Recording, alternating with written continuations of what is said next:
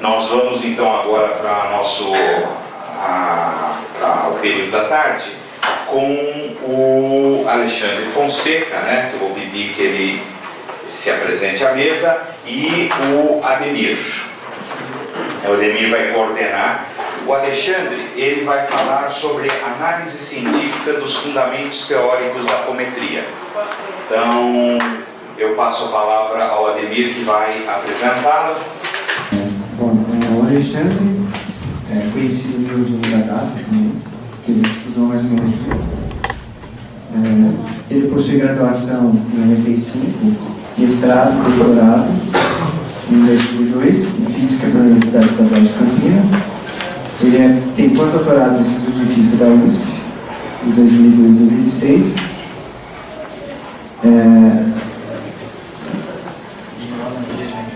Ele tem um estágio aqui em Arlington, McGarvey Nanotech Institute, Department of Material Science and Engineering, e os dois últimos foram realizados em Texas e Dallas. Atualmente é professor no Departamento de Física da Faculdade de Ciências da Unesp, campus Bauru, aqui em São Paulo.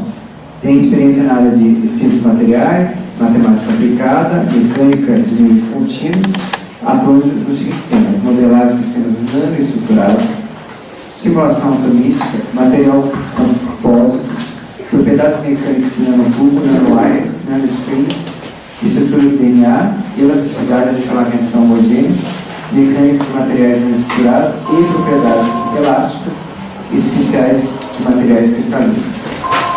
Além disso, o Alexandre tem um interesse aí em revisar a doutrina espírita, então ele trouxe para a gente um tema que eu acredito que seja talvez um dos mais interessantes aqui da apresentação. Obrigado, Ademir, obrigado à organização pela oportunidade da gente estar dividindo, podendo dividir com vocês alguns estudos que como o Ademir falou, do nosso interesse como espíritas. Por profissão, eu sou físico, então certos assuntos que têm surgido no movimento espírita acabam interessando a gente em particular, esse é um deles. Então a gente vai fazer uma análise científica da parte da apometria que usa como fundamentos básicos conceitos de ciência, em particular da física. Então, Então, bom, essa apresentação eu estou dividindo da seguinte maneira. Rapidamente resumir o conceito, o que é a apometria, pelo menos de acordo com uma ou duas obras básicas sobre a apometria, e aí comentar o propósito dessa apresentação, desse trabalho que eu estou apresentando. Em seguida, rapidamente comentar algo sobre preocupação espírita com relação ao caráter progressivo do espiritismo, e aí eu vou explicar por que eu incluí esse item dentro desse tema.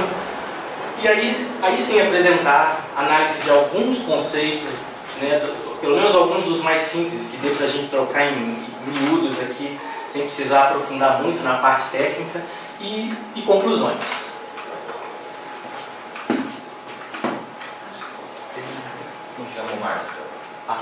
Gente, rapidamente, assim, a gente encontra na obra, obras básicas da apometria, as seguintes definições que eu enfatizo. Aqui está só apresentado de uma maneira resumida.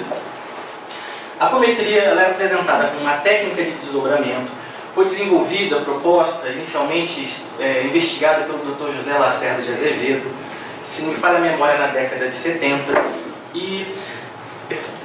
mais para cá. A ideia é que o propósito dela é auxiliar enfermos. Então, dentro do conceito da apometria, existe a questão da boa vontade de tentar desenvolver uma técnica nova para ajudar pessoas que precisam. Segundo a apometria, o médium atuaria em desdobramento, observando enfermos e espíritos desencarnados, recebendo comandos do doutrinador, do dirigente, do dialogador para fazer alguma coisa e relatando atividades realizadas no plano espiritual.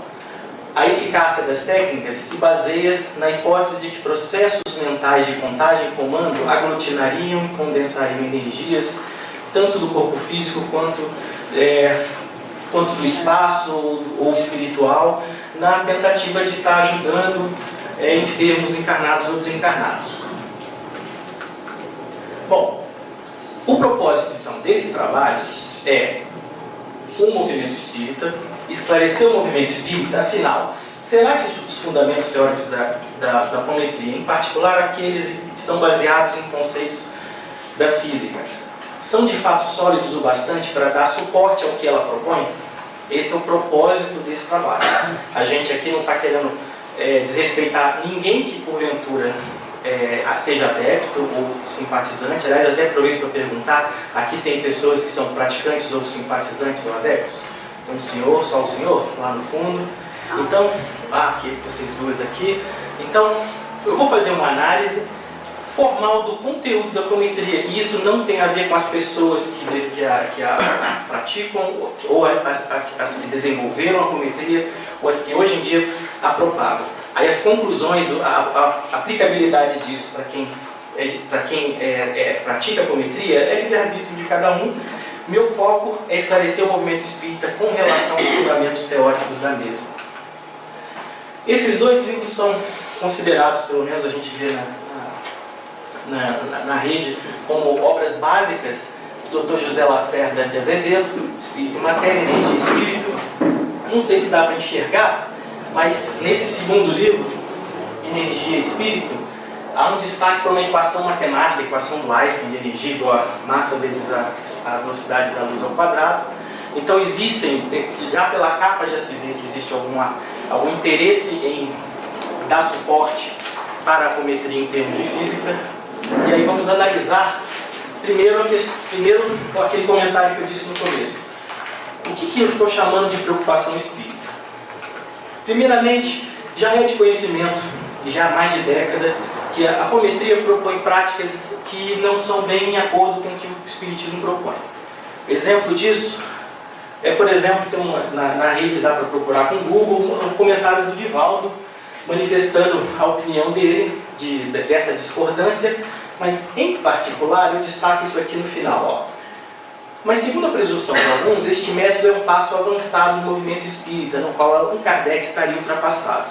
Aí que entra a questão que eu chamo de preocupação espírita. Será que a apometria de fato é um passo avançado? Que o Kardec estaria ultrapassado em relação a ele? Então, nessa análise que a gente vai fazer, será que realmente os espíritas devem se preocupar da apometria estar sendo um passo avançado? Vamos ver. É de conhecimento comum, está nas obras básicas da apometria. Se a gente for no Google colocar a apometria quântica, por exemplo, quântica é um adjetivo usado em física para descrever determinados comportamentos de sistemas em determinadas escalas de tamanho, a evolução física desses sistemas, a apometria se baseia em física. E a gente vai ver vários conceitos aqui que nós vamos analisar. O ponto com relação à preocupação dos espíritas, aquilo que o Divaldo comentou, será que o espiritismo estaria ultrapassado? Ele pode estar relacionado com a questão do caráter progressista do espiritismo. Kardec, no item 55 do capítulo 1 da Gênese, ele diz que o espiritismo é, sim, essencialmente progressista e assimilará sempre todas as doutrinas progressistas de qualquer ordem que sejam. Porém, ele diz, em seguida, que assimilará sempre todas as doutrinas progressivas de qualquer ordem que sejam, desde que hajam assumido o estado de verdades práticas e abandonado o domínio da utopia, sem o que ele, o espiritismo, se suicidaria. E aí o que nós vamos analisar será que o uso da física pela apometria pode ser considerado utopia? E aí que nós vamos ver, então, uma análise que nós vamos fazer a partir desse exato momento. Quais critérios que a gente escolheu para fazer essa análise dos conceitos da física, dos fundamentos teóricos da física usados pela apometria? Primeiro, existência de inconsistências ou incoerências, isto é, falhas, conflitos, absurdos e contradições entre conceitos da própria teoria ou entre conceitos da teoria e conceitos da física. Será que está sendo usado como conceito da física? A física usaria, de fato, para aquela situação? Essa análise, isso aqui, não é nada mais do que a gente profissional em física faz nas nossas pesquisas. Não se desenvolve pesquisa em física fazendo análise sem levar em conta esse tipo de detalhe. Se a gente esquecer, o referido vai esquecer e vai cortar o valor do nosso trabalho. E a gente não publica, não dá o passo a seguir com relação ao trabalho. O segundo item também importante é a existência de respaldo experimental quantitativo, principalmente na definição de certos conceitos, leis que envolvem equações. A gente vai ver alguns casos aqui, equações propostas pela apometria para descrever como as energias mentais, espirituais ocorreriam. Então, vamos questionar se realmente existe algum respaldo experimental que dê suporte. Mesmo que hajam inconsistências e incoerências, a última palavra é sempre dada pela natureza. E, aliás, Kardec era sempre cuidadoso nesse aspecto. Ele dizia: o homem prudente, na ausência de fatos, permanece na dúvida. Ele não assume que uma coisa é verdadeira, a menos que fatos, fenômenos venham dar suporte à mesma. Tá, então vamos analisar agora os conceitos, os diferentes conceitos, alguns dos conceitos que eu escolhi da primeira obra do Dr. Lacerda. Vou apresentar cópias das afirmativas e vou fazer a respectiva análise de acordo com aqueles critérios. Bom, no capítulo intitulado Corpo Etéreo, ele diz o seguinte, aí entre aspas e em itálico eu extraí da obra. Como o nome indica, esse corpo tem estrutura extremamente tênue e invisível porque diáfana, de natureza eletromagnética densa. Aí adiante, na seção intitulada, dentro desse capítulo, Constituição e Propriedades do Ectoplasma, é dito que, enquanto o corpo somático, que é o corpo físico, composto por sólidos, líquidos e gases, que formam células, tecidos, órgãos, aparelhos, etc., o corpo etérico é constituído pelos mesmos elementos e minerais, estruturados, porém, em estado tão tênue que escapa por inteiro ao crivo laboratorial. Incoerência. Em física não existe natureza eletromagnética densa. Não existe. O adjetivo densa não se aplica a uma natureza eletromagnética. Ou tem ou não tem. Um fóton, que é um quantum de radiação eletromagnética, tem natureza eletromagnética. Um elétron não. Um elétron é uma partícula que tem massa e não tem natureza eletromagnética. Não existe um fóton mais denso que o outro. Você diz um fóton de energia, determinada energia, mas energia não significa que ele é mais denso que o outro. Então essa é uma pequena incoerência só nesse primeiro detalhe. Aqui uma inconsistência, uma contradição. Se o corpo etéreo tem natureza eletromagnética, jamais pode ser constituído de elementos minerais, porque elementos minerais são partículas de massa, não são elementos, não são radiação eletromagnética. Então isso já é uma contradição fundamental. Uma outra aqui, só do finalzinho, ó. Se escapa por inteiro ao crivo laboratorial, não posso testar experimentalmente a hipótese. Portanto, essa afirmação não tem, essa aqui pelo menos já não tem valor nenhum. Bom, uma outra também, que rápido a gente percebe, massa de magnetismo. Já? Precisava ter 5 minutos para dar 5 minutos. Bom, eu vou tento andar um pouco mais rápido. Bom, massa de magnetismo. Eu suspendo o breakfast. Valeu. Tá, vamos negociando. Ó, na sessão intitulada O Purgatório, no capítulo 3, Corpo Astral, é dito: as ondas do astral inferior são habitadas por espíritos culpados, eles devem esgotar ali tensas massas de magnetismo inferior. Não existe campo magnético que não tem massa. Não tem massa. Campo magnético, mesmo numa teoria quântica de que os campos eletromagnéticos são força eletromagnética intermediada por fótons, não, fóton é uma partícula de massa de repouso nula, não tem massa. Então a palavra massa está fora de contexto. Ele podia ter usado a questão espírita, o espírito que está desequilibrado no umbral, em zonas de sofrimento, ele tem fluidos mais pesados. Aí ele está usando um termo definido, bem definido pelo espiritismo. Mas usar um termo da física, na verdade, ele mais estraga do que conserta, porque usou errado. Essa é a análise que um físico faria, não estou assim falando por falar. Porque o físico pega nos detalhes, porque senão você está ensinando errado para as pessoas o conceito. A palavra não significa o conceito, mas ainda o fenômeno. Como é que eu vou representar o fenômeno para um conceito que está mal explicado? Corpo astral e material. Seção 8. Propriedades e funções do corpo astral. É dito que essa facilidade de separar-se do corpo físico, característica do corpo astral, imaterial e de natureza magnética. Não tem constituição fluídica, como duplo etérico. Adiante ele fala, na seção 9, alimentos e morte do corpo astral. É dito que nosso corpo astral perde energia, constantemente necessitando de suprimento energético, tal qual o corpo físico. E a natureza desse alimento varia muito, vai de caldos proteicos necessários aos espíritos muito materializados até quintessenciadas energias. Em física, se algo é imaterial, não pode ser nem magnético nem nada. O conceito de material está fora de questão em física. Tudo que a física trata, você pode chamar de material. Ele é formado por partículas. Partículas e sistemas de partículas que podem conter energia. Se é imaterial, você não pode associar energia. É algo que não está no campo da física descrever. Então já começou a incoerência aí.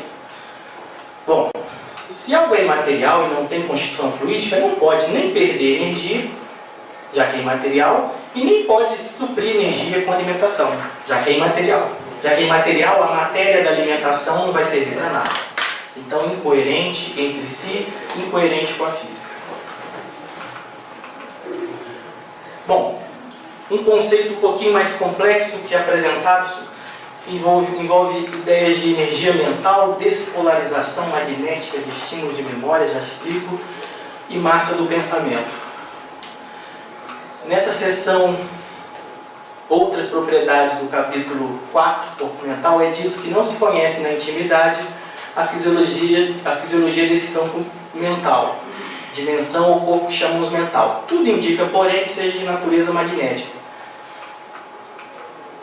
Ou se conhece, ou não se conhece. Se não se conhece a intimidade, como é que eu posso dizer que tudo indica? Então eu sei. Então, assim, esse tipo de ambiguidade não pode existir em conceitos que tenham base sólida em física. Você tem que ter certeza do que você está definindo. Senão é um objeto que não está bem definido. Ai, meu Deus. Com 5 minutos, só 5 minutos. Tem que descontar. Ó, ele afirma que a energia mental de natureza magnética, vamos repetir, ele conclui que a energia mental é de natureza magnética por causa de experiências que eles fazem há 12 anos, das quais originou as nossas mais interessantes técnicas, que ele chama de despolarização de estímulos de memória. Que eu já vou apresentar o que ele chama isso. E aí, com esse comentário, ele pretende justificar que a energia mental é de natureza magnética, através desse fenômeno. Vamos ver então, vamos analisar o fenômeno. Ele diz o seguinte, lá adiante, nessa seção do capítulo 1, onde ele fala dessa despolarização de estímulo de memória, ele diz que toda vez que se aplica energias na área cerebral de espírito encarnado ou desencarnado, com a finalidade de anular estímulos eletromagnéticos registrados na memória, eles serão apagados e o paciente esquecerá o evento. Aí ele diz que essa despolarização é explicada pelo autor quando ele diz que na estrutura neuronal o registro do estímulo se processa sempre polarizado. O neurônio dá passagem à corrente elétrica do estímulo sempre em um só sentido. Então o que é essa polarização? Aí uma figurinha tirou da rede sobre essa é uma membrana de uma célula nervosa e você tem o que eles chamam de proteínas que funcionam como o que a gente chama de bomba de sódio e potássio. Constantemente a célula, aqui em cima é o meio extracelular, aqui, essa parte de baixo é dentro da célula. O que essas proteínas fazem, gastando energia da célula? Elas pegam íons de potássio positivo 2, jogam para cá, para dentro, 3 íons do sódio para fora.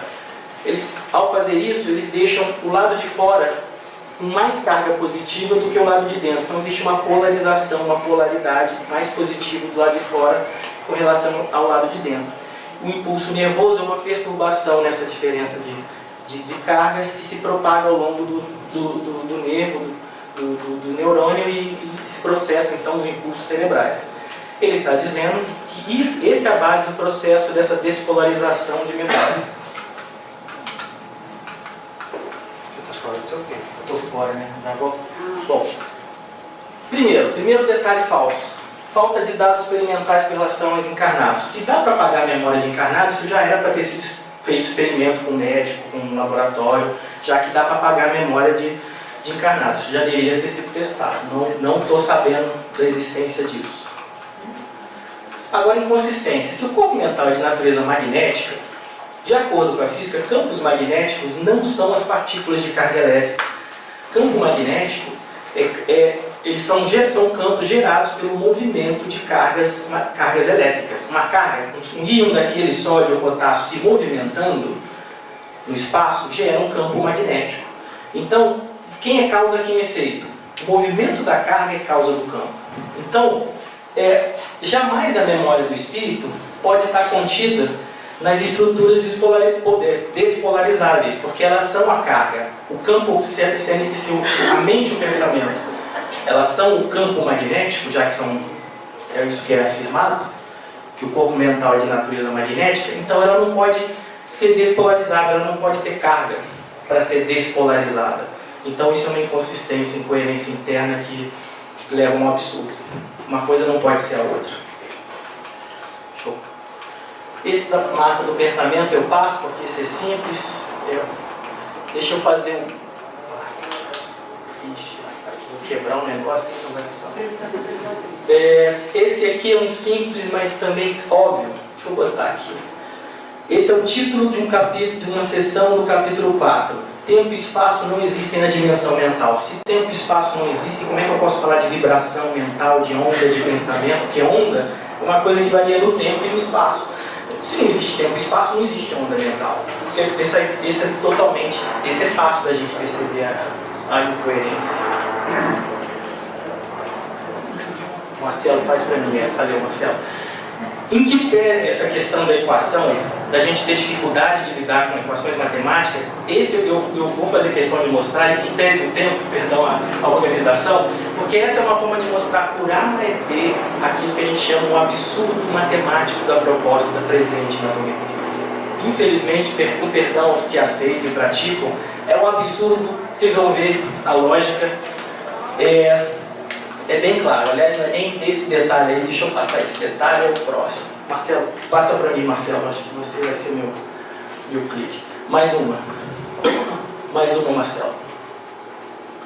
Tá, ele propõe, o Dr. Azevedo, uma lei para reger a energia do pensamento. Ele diz assim: a energia do pensamento manifestada no campo físico é igual ao produto da energia neuronal, material do cérebro, tudo bem, parte material, é o produto dela pela energia psíquica da alma. Aí ele define essa energia psíquica da alma usando uma variável que ele chama de psi, letra grega ali, o psi, elevado a uma potência V, quando V tende para o infinito.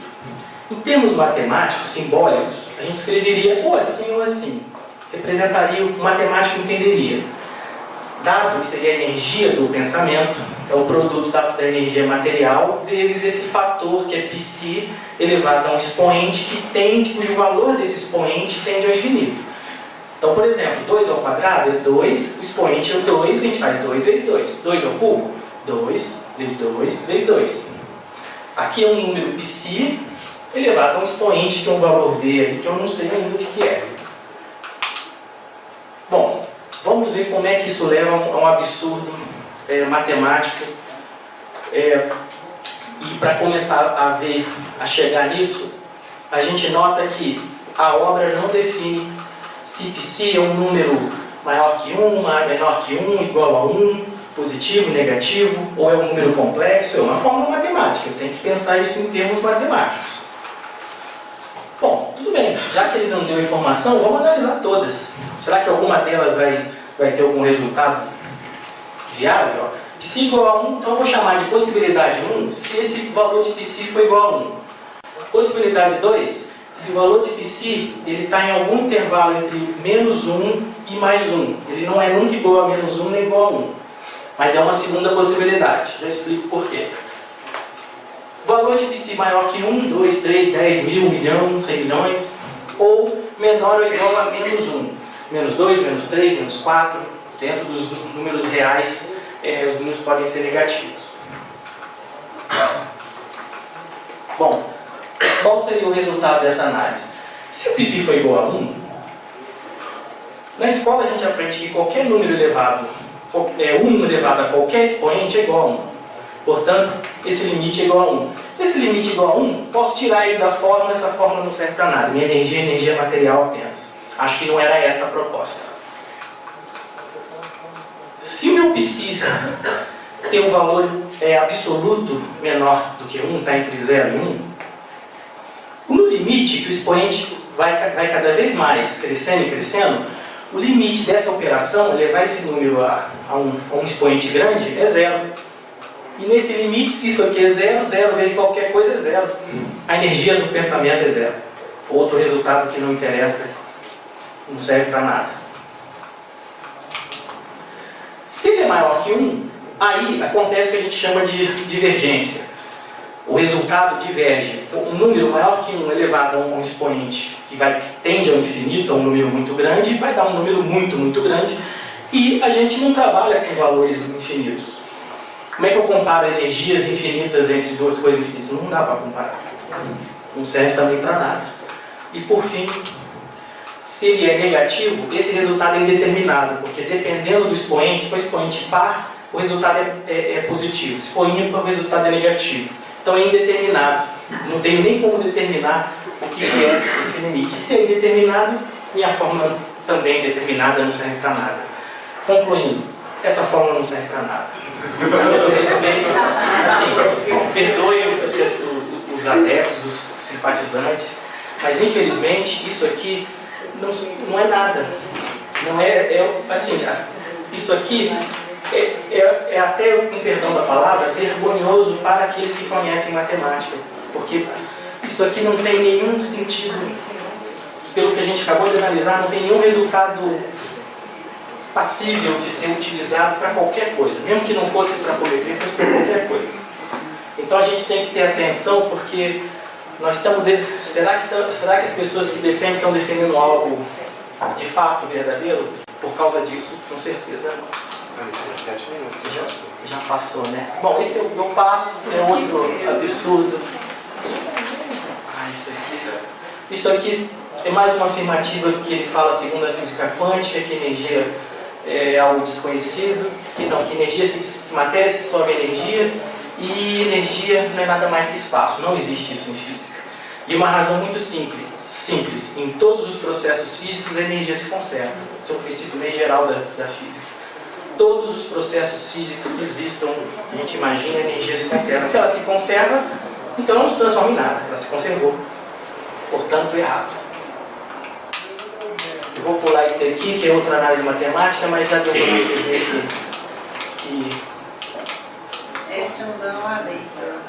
Então, Marcelo, passa para mim, por favor. Passa para mim. Pode passar. Bom, gente, conclusões agora para acabar. Teoria da apometria apresenta erros de incoerência, inconsistência e não apresenta nenhum, até onde a gente sabe, nenhum experimento que de fato comprove os conceitos apresentados, as fórmulas apresentadas. Portanto, jamais podemos considerar que essa proposta, por mais bem intencionada, por mais que seja bem intencionada a proposta de ajudar enfermos, ela não é um avanço, porque ela não tem nenhum sentido, em termos científicos, o seu corpo teórico. Os resultados dos que praticam a apometria, com certeza, têm explicações diversas, de natureza espiritual. Mas não é por causa de aglutinação de energia, não é por causa de nada daquilo, que nada daquilo ali faz sentido lógico entre si e com a física. E aí, para concluir, recomendação de Kardec, na Revista Espírita. É sobretudo em teorias científicas que precisa haver muita prudência e evitar dar precipitadamente como verdade sistemas mais sedutores que reais e que mais cedo ou mais tarde podem receber um desmentido oficial. Isso é um desmentido oficial. Porque a gente não fez nada aqui em física, eu tenho colegas físicos aqui que podem dizer se eu estou mentindo, que a gente não passa na tarefa normal da nossa pesquisa. Então, a gente faz um alerta, mas aí agora esse alerta é para o movimento espírita. Quando a gente não sabe um assunto, não é porque o doutor em fulano, porque tem doutor em física que talvez defenderia esse tipo de coisa. Então não é porque é doutor em física ou porque não é doutor em física que tal coisa é certa ou não. Se a gente não sabe avaliar, porque isso aqui envolve conceitos avançados, recomendação de Erasto com as novidades. É preferível rejeitar 10 verdades do que aceitar uma só mentira. Porque sem querer, as pessoas que estão praticando a apometria, achando que estão fazendo isso, que está sendo descrito ali, foram enganadas. Perdão do termo, mas essa é a verdade. A gente não está aqui, eu não posso omitir. Seria um erro grave. Então, gente, obrigado.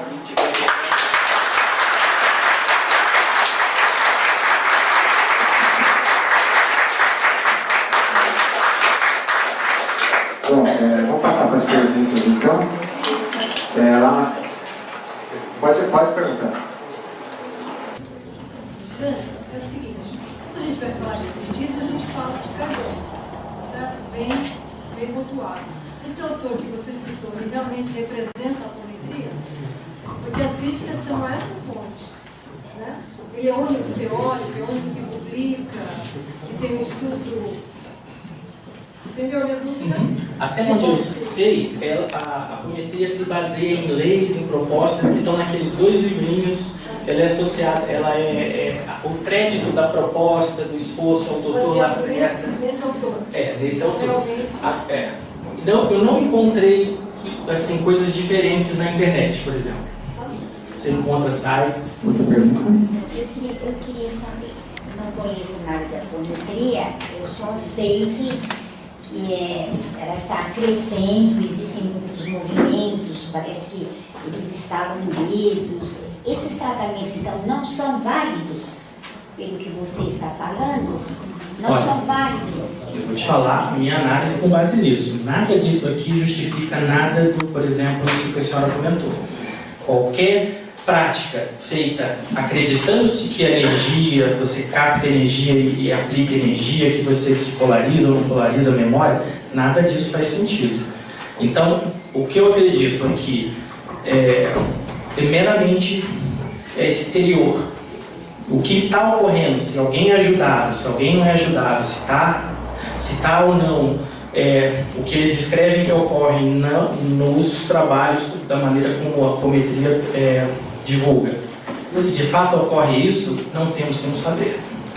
Provavelmente aqueles que são ajudados, pode ser merecimento, a equipe espiritual. Tem um detalhe importante. Nesse livro, o Dr. Lacerda coloca que a apometria deva ser feita com amor, com caridade. Há uma intenção boa, fraterna. E a gente sabe que, independente das nossas crenças, a vontade de ajudar, às vezes, já basta para criar um ambiente favorável para ajuda. Mas a física não dá suporte nenhum para nada disso. Antes de passar para a próxima aqui, eu gostaria de fazer um comentário só. Eu acho assim, se a Alexandre está propondo aqui, ele está fazendo uma crítica à justificativa teórica da apometria. Não é uma crítica à prática. Porque a prática diz que certos princípios que às vezes não estão bem conhecidos, né? Com certeza ela vai dar resultados.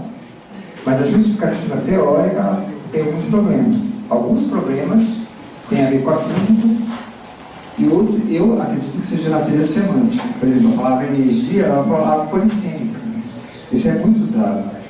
Tem vários significados. E quando você coloca e tenta interpretar os prejuízos da física, você diz, não, essa energia é a energia da física. Então você está dando um significado muito preciso para ela.